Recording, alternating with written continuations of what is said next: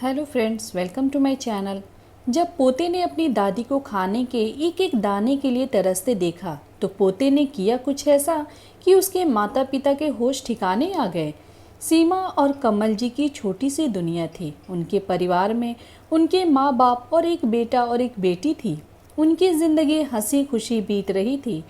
कुछ समय बाद एक कार एक्सीडेंट में कमल जी के माँ बाप इस दुनिया को छोड़कर चले गए। अब उनके घर में उनकी बीवी और बेटा और बेटी ही थे।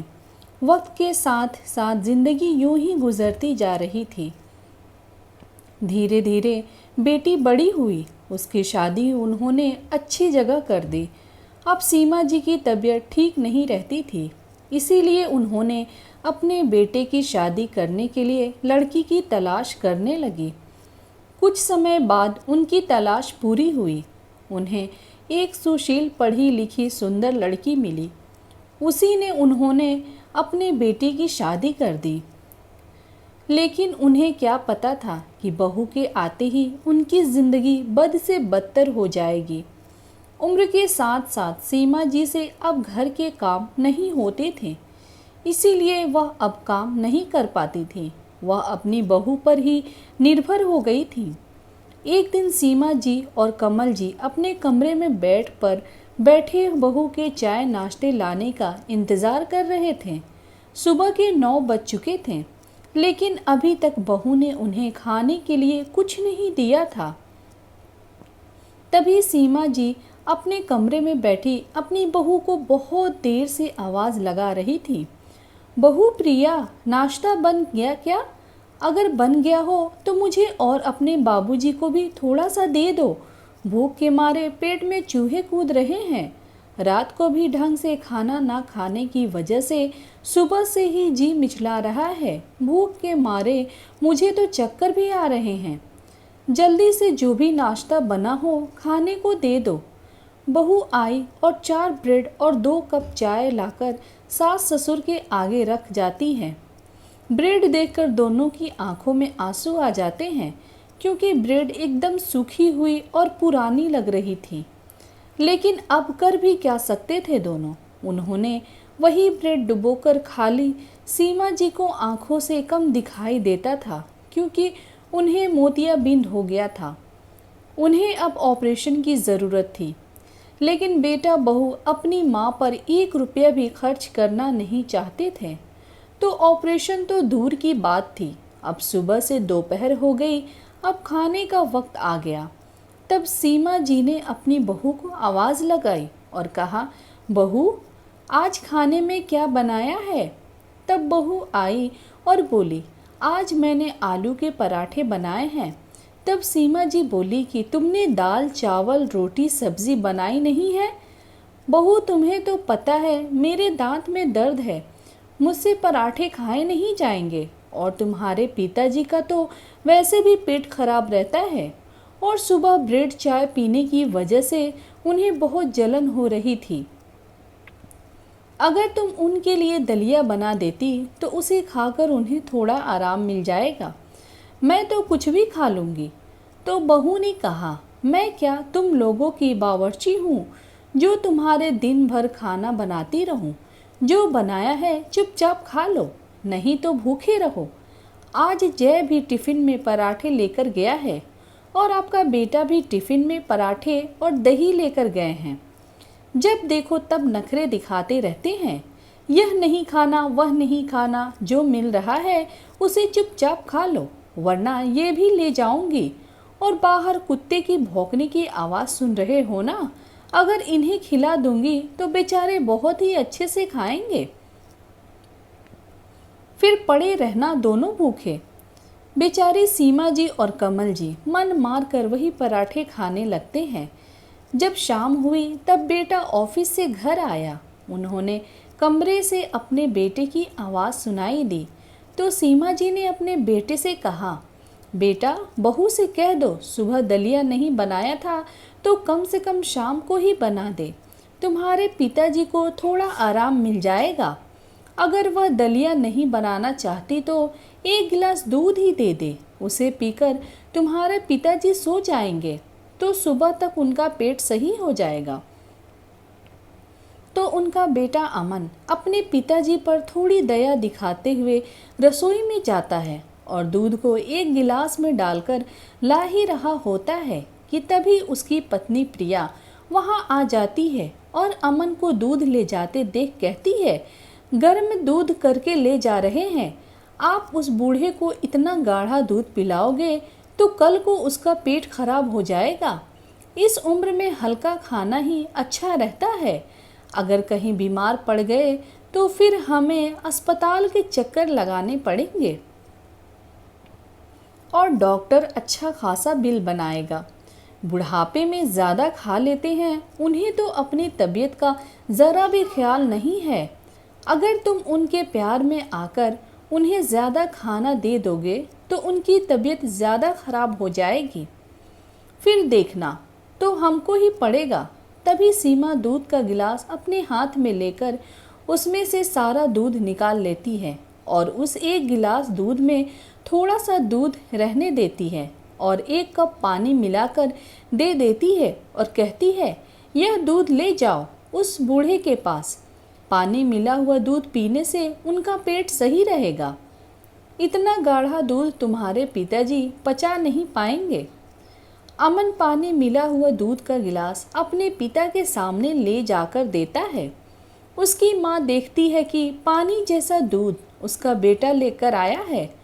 उस दूध को देखकर उसकी माँ की आंखों में आंसू आ जाते हैं, लेकिन फिर भी वह अपने पति को वह दूध पीने को कहती है।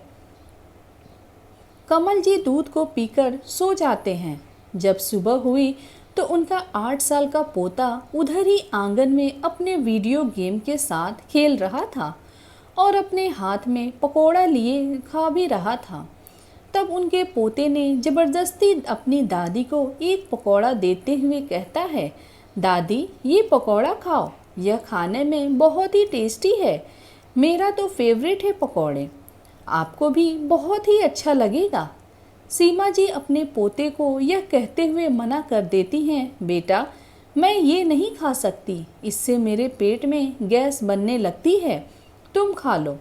लेकिन जब उनका पोता जिद करने लगा तो सीमा जी एक पकौड़ा अपने मुंह में डाल लेती हैं। उस पकौड़े का स्वाद ऐसे ले रही थी जैसे बरसों के बाद कुछ अच्छा खाने को मिला हो। इतने दिनों से उनके मुंह का स्वाद जो बिगड़ा हुआ था, लेकिन उन्हें दुख हो रहा था कि उनके पति को वह स्वाद नसीब नहीं हो रहा है। लेकिन उनका पोता अपनी दादी के मन की बात को समझ गया। वह तुरंत अपने दादाजी के पास गया और चुपके से एक पकौड़ा अपने दादाजी को देते हुए कहा, दादाजी आप यह पकौड़ा फटाफट खा लीजिए, वरना मम्मी आ जाएगी और बहुत डांट लगाएगी। कमल जी अपने पोते की बात मानकर एक पकौड़ा उठा लेते हैं और खा लेते हैं। उन्हें भी बहुत आनंद आ रहा था और उनका पोता तुरंत वहां से चला जाता है। एक दिन की बात थी जब कमल जी रात को खाना खाकर लेटे थे और बेटा बहू भी अपने कमरे में जाकर लेट चुके थे। तब रात में कमल जी के सीने में दर्द होने लगा। उन्हें हार्ट अटैक आ गया था। सीमा जी तुरंत अपने बेटे के कमरे की तरफ दौड़ती हुई गई और आवाज़ लगाई, बेटा देखो तुम्हारे पिताजी को क्या हो गया है। लेकिन बेटा और बहू ने ये कहकर मना कर दिया कि मुझे सोने नहीं देती हो, जो भी होगा सुबह देखा जाएगा। सीमा जी अपने कमरे में आकर कमल जी को बेबस नज़रों से निहारती रह गई। तुरंत इलाज न मिलने के कारण कमल जी की उसी रात में मौत हो गई। सीमा जी की जिंदगी में बिल्कुल अंधेरा हो गया था। एक कमल जी ही थे जिसे वह अपने मन की बात कर लिया करती थी। दिन बीतते गए। उनकी बहू अब दिन प्रतिदिन अपनी सास सीमा जी के साथ गलत व्यवहार करती थी। अब तो उन्हें ढंग से खाना भी नहीं देती थी। उन्हें अक्सर बासी खाना ही देती थी, जिसके कारण उनका पेट खराब हो जाता था। इस पर भी उनकी बहू कहती है, कितनी बार कहा है कम खाया करो, इसी वजह से तुम्हारा पेट खराब हो गया है। अब इनको दवाई दिलाओ, दवाई का खर्चा बढ़ा देती है। बहू के मुंह से खरी खोटी बातें सुनकर सीमा जी बहुत दुखी हो जाती हैं और अपने मन में सोचती हैं, एक तो लाचार बुढ़ापा, दूसरा पति को मरे कुछ महीने ही बीते हैं, ऊपर से बहू के ताने जब देखो किसी न किसी बात पर मेरे ऊपर बरस पड़ती हैं। हे भगवान, क्या करूं इस नर्क भरी जिंदगी से? तो मुझे अपने पास ही बुला लेते तो ज़्यादा अच्छा होता। यह जिंदगी भी कोई जिंदगी है? एक तो बुढ़ापे में भूख बहुत लगती है, ऊपर से बहू खाने के लिए कुछ देती भी नहीं है। मेरी जिंदगी तो पूरी की पूरी नरक जैसी हो गई है। एक तो भूखे रहो, ऊपर से बहू के चार बातें भी सुनो। और मेरे बेटे की बहू के आगे एक नहीं चलती। वह तो खुद ही अपने बीवी से डरता फिरता है, तो मेरे लिए क्या बोलेगा? तभी रोती रोती सीमा जी अपने पति को याद करने लगती हैं कि जब अमन पैदा हुआ था तो उसके पापा कितने खुश थे। हमेशा कहते थे, देखना सीमा, तुम्हारा बेटा तुम्हारे बुढ़ापे की लाठी बनकर तुम्हारी पूरी जिंदगी सेवा करेगा। मैं भी उनकी बातों को सुनकर हमेशा खुश हो जाती थी। चलो बेटा है तो बुढ़ापा अच्छे से गुजरेगा, फिर जब अमन बड़ा हो जाएगा और बहू घर में आ जाएगी, मेरी सेवा करेगी। बहू आ जाएगी तो वह भी घर गृहस्थी का काम संभाल लेगी। लेकिन हमारे खुशहाल गृहस्थी को पता नहीं किसी की नज़र लग गई। उन्हें क्या पता था उनकी बहू उन्हें एक एक दाने के लिए तरसा देगी। अब उनका बेटा तो जैसे पूरा ही बदल गया था। बेटा मेरा ना होकर बस अपनी पत्नी का पति बनकर ही रह गया था, जैसे पूरा का पूरा जोरू का गुलाम बन चुका था। उसे अपनी माँ पर ज़रा भी दया नहीं आती थी। उसे अपनी माँ के दुख सुख से कोई भी लेना देना नहीं था। उसकी पत्नी जो कह देती वह वही सुनता और वही करता। उसका अपना दिमाग तो जैसे काम करना ही बंद हो गया था। सिर्फ और सिर्फ अपनी पत्नी की ही सुनता था और उसके ही इशारों पर नाचता था। फिर बहू चाहे सही बोले या गलत, पलट कर कभी भी एक बार नहीं कहता था कि तुम मेरी माँ से ऐसी क्यों बात कर रही हो, तुम मेरी माँ के संग ऐसा कैसे कर सकती हो। अरे मैं जानता हूँ मेरी माँ कैसी है, मैं बचपन से ही जानता हूँ मेरी माँ बहुत अच्छी है। लेकिन वह कुछ भी नहीं कहता था। अब तो ये हालत हो गई थी कि धीरे धीरे बहू ने पूरे घर पर कब्जा कर लिया था। खेती बाड़ी और पति की पेंशन से जो भी पैसा आता था वह भी अपने पास ही रखती थी। मुझे दवाइयों के खर्च के लिए भी पैसे नहीं देती थी। अब मेरे पास ना तो दवाई खरीदने के लिए पैसे होते थे और ना ही अपनी ज़रूरत का कोई भी सामान खरीदने के लिए। मेरी कमर में हमेशा बहुत दर्द रहता था, जिसके लिए डॉक्टर ने बताया था कि इसका ट्रीटमेंट करवाना पड़ेगा, वरना धीरे धीरे आपका चलना मुश्किल हो जाएगा। और बहू अपनी मन मर्जी चलाती। सीमा जी को इलाज के लिए पैसे भी नहीं दे रही थी, जिसके कारण दिन पर दिन उनका दर्द बढ़ता जा रहा था। प्रिया को तो यही लगता था कि वह अपनी सास के साथ चाहे जैसा व्यवहार करे, वह उसका क्या बिगाड़ लेंगी। धीरे धीरे करके उसने उन्हें बहुत ज़्यादा तंग करना शुरू कर दिया और मेरा बेटा चुपचाप बहू की करतूत को देखता रहता।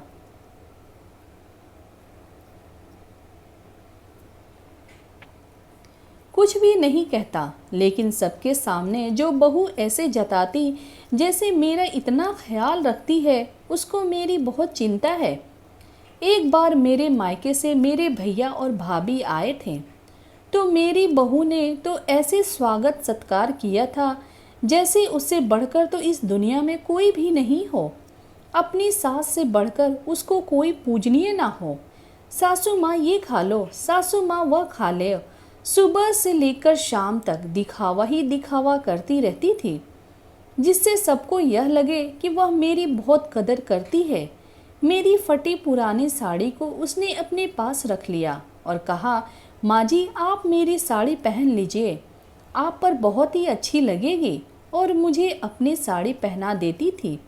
मुझे लगा कि मेरी बहू ने सच में मुझे साड़ी दे दी है, लेकिन मुझे क्या पता था, बहू तो मेरे मायके वालों के सामने यह सब दिखावा कर रही थी कि वह मुझे बहुत अच्छे से पहनाकर और खिलाकर रखती है। मेरी भाभी एक दिन मेरे पास बैठकर बातें कर रही थी।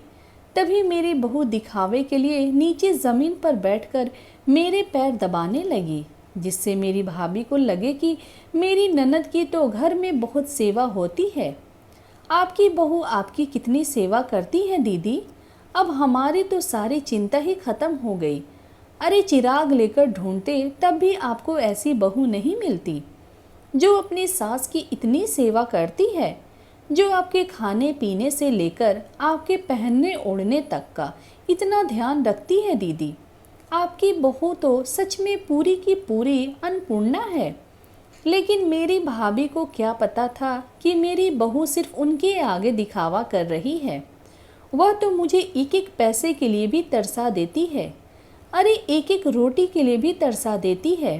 सीमा जी के भैया और भाभी उनके खाने के लिए कुछ फल फ्रूट और मेवा लेकर आए थे कि अरे मेरी बहन के खाने पीने के लिए हो जाएंगे।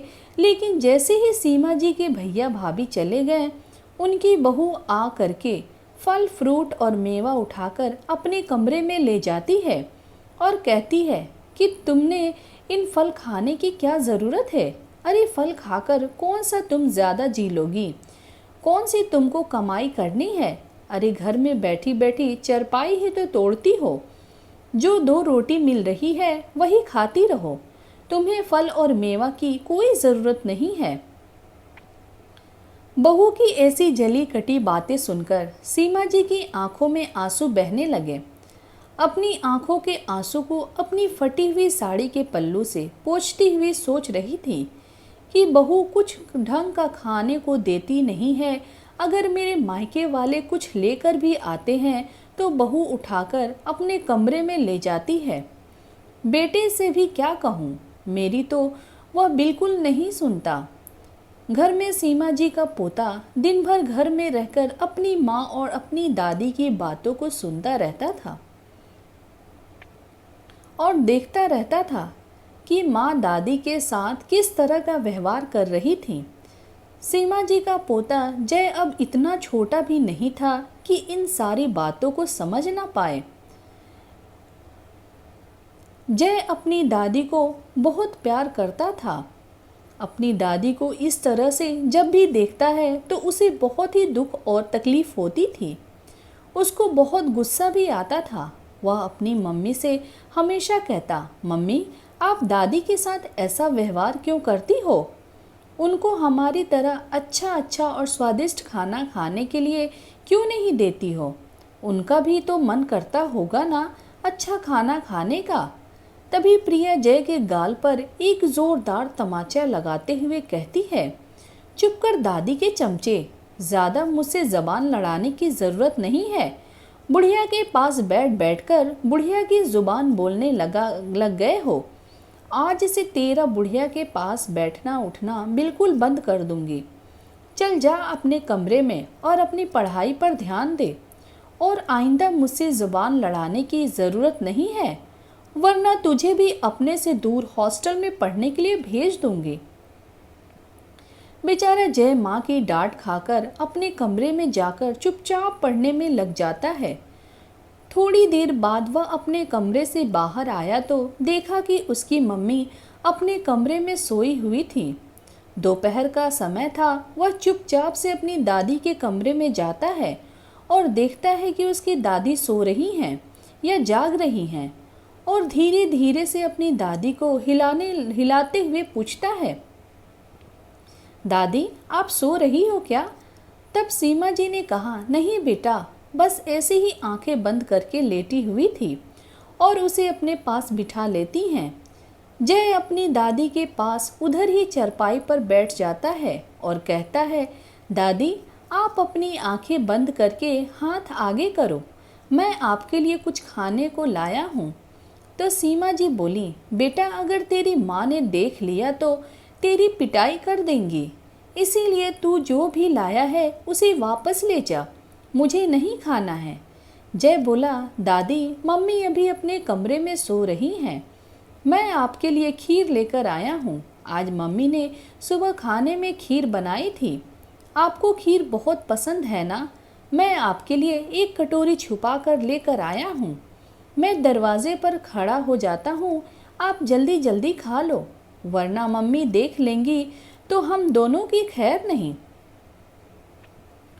आज तो सीमा जी अपने पोते की ऐसी प्यार भरी बातें सुनकर उसको कसकर गले लगा लेती हैं और कहती हैं, बेटा मैं इस तरह से चोरी छुपे खाना नहीं खा पाऊंगी, अगर तेरी माँ ने देख लिया तो मुझे भी मारेगी और मेरे साथ साथ तुझे भी मारेगी, तो तुझे मार खाते हुए मैं नहीं देख सकती, इसीलिए तू इस खीर को ले जा, मुझे नहीं खाना।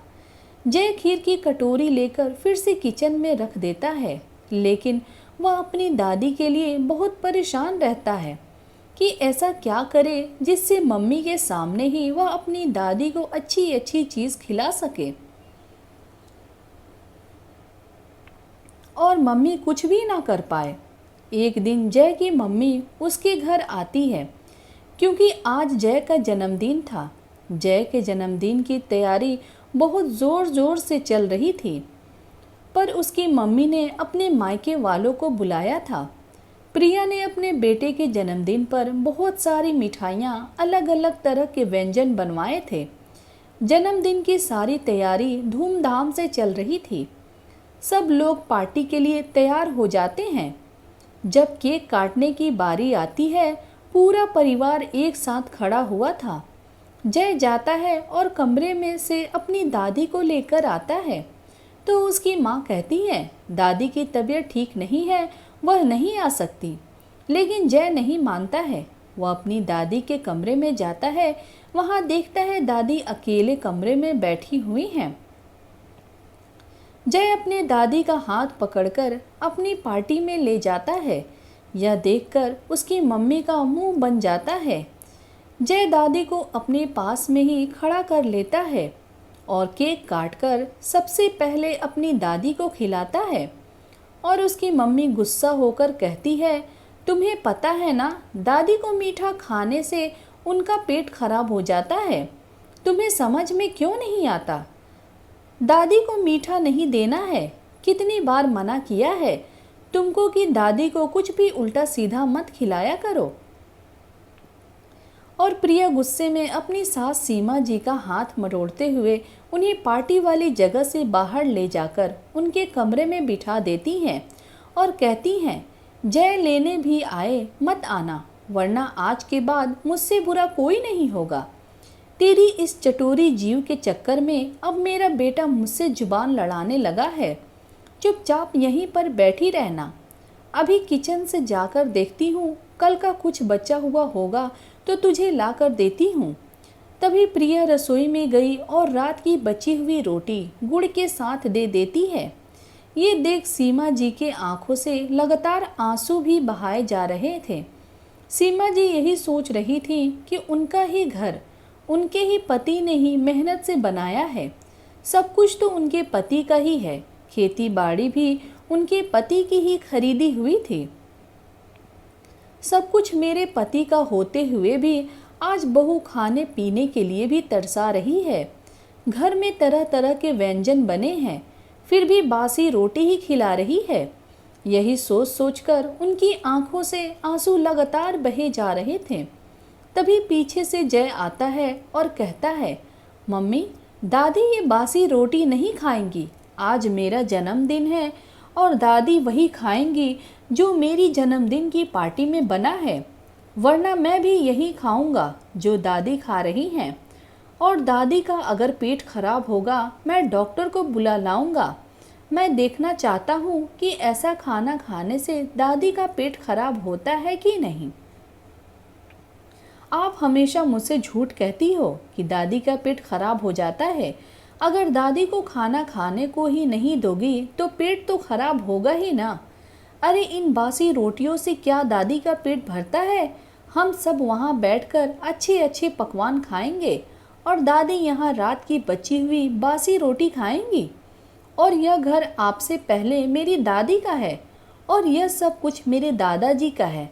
सब कुछ दादा और दादी का ही तो है, और उन्हीं को एक एक रोटी को तरसाती हो। वह छोटा बच्चा आज ही 10 साल का हुआ था।